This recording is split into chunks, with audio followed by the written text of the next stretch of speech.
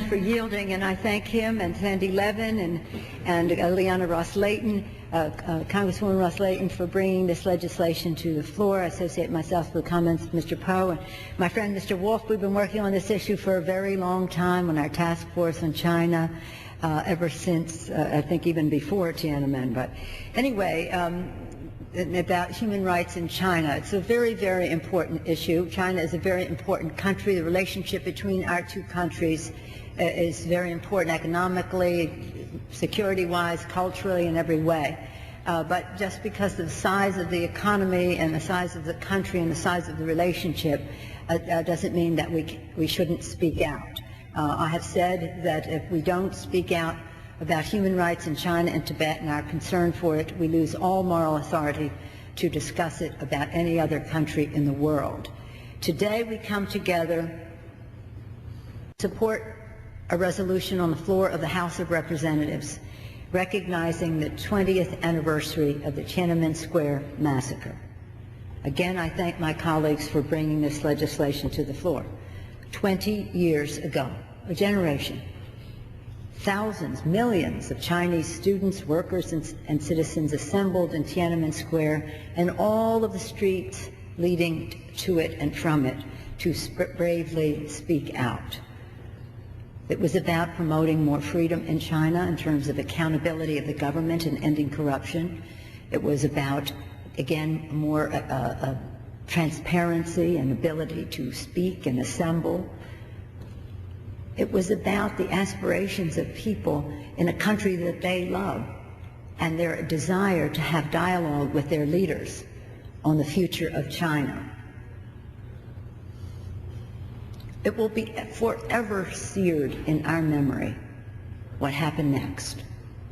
The People's Liberation Army, the People's Army, used against the people, crushing demonstrators in Tiananmen Square, crushing dissent throughout China.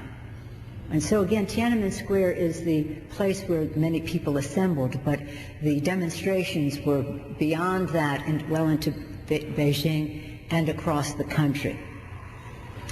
We remembered, again, one of the most enduring images, which actually happened after the crush, after the order was given to clear Tiananmen Square by such and such a time on June 4th.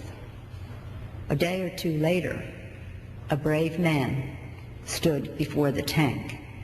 One of the most enduring images of the 20th century will forever be seared again in the consciousness of the world. The picture of the lone man standing before the tank in the street, bringing a line of tanks to a halt.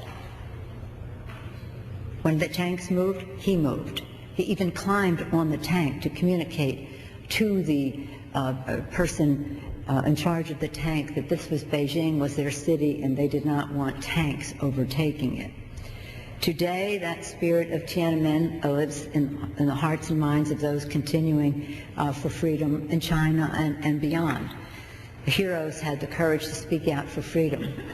It was this week, there are other observances of the wall coming down throughout Europe and in the next weeks and months. And actually, while the Chinese students and workers and demonstrators used the goddess of democracy, of liberty, goddess of democracy as the symbol in Tiananmen Square, inspired by our founders, they in turn inspired others throughout Europe and the rest to speak out for freedom, and they did achieve freedom. Unfortunately, the Chinese did not. Some of the people arrested at the time of Tiananmen Square are still in prison. We really don't have all of their names. But we do have the names of some prisoners of conscience that I brought to the attention of the Chinese government, and in a letter to the President of China included some of those. And I want to read them into the record, and I will submit their names and their the description of their situation into the record. But before I read them all, I want to talk particularly about Liu Xiaobo. Liu Xiaobo is one of those individuals who spoke for freedom. He spent 5 years in prison and in education through labor camp for supporting the Tiananmen students and questioning the one-party system. Late last year, Liu was again arrested for being one of the organizers of the Charter 08, an online public petition for democracy and the rule of law. About 5,000 people signed it. Imagine the courage of these people to sign such a petition.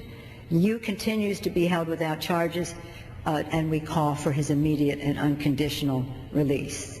Let me read the name of Dr. Wang Bingjiang Hujia. Very famous, is an article in the paper yesterday. Shi Chao Chen Guangzheng Jiao Xingcheng Yao Shengui, Pastor Zhang Rongliang, Bangri Shangfu Rinpoche, Rongbil Al-Drag. Some of these are from Tibet as well. There are others, but I want to submit these names to the record as they are representative of the situation. I just had the privilege of visiting China last week. We had magnificent hospitality from the Chinese government, and I am grateful to the opportunity they gave us to hear about their plans for climate change and issues of global concern. It also afforded me the opportunity to speak about human rights in China and Tibet and congressional concern about it to the President, the Premier, the Chairman of the National People's Congress. In terms of our dialogue, congressional and interparliamentary dialogue, I think it was clear from our visit that this concern is bipartisan, and any dialogue we have between our two parliaments, as theirs is and ours, a Congress, well, to our two Congresses, there's a Congress too, would have to include a discussion of human rights. When we were there, the first meeting we had was with President Jin, who's the Bishop Jin, the Bishop of Shanghai, to discuss the status of religious freedom in China. He was optimistic about the Catholics that he led in Shanghai having some more freedom and making progress in that regard, and I respect that. But that is not the case for all who wish to exercise their religious freedom in China. And again, China is a country of contradictions. You see progress here and you see oppression there. Perhaps it is how regions deal with these issues, but the fact is that much more needs to be done in terms of religious freedom. I mentioned that we had submitted this letter to the Chinese government. When we were in Hong Kong, we met with Hang Dongfang. Mr. Wolf, you know, Hang Dongfang, he was in Tiananmen Square as a bus driver at the time, and he gave us his view about what was happening, what opportunities that could be there.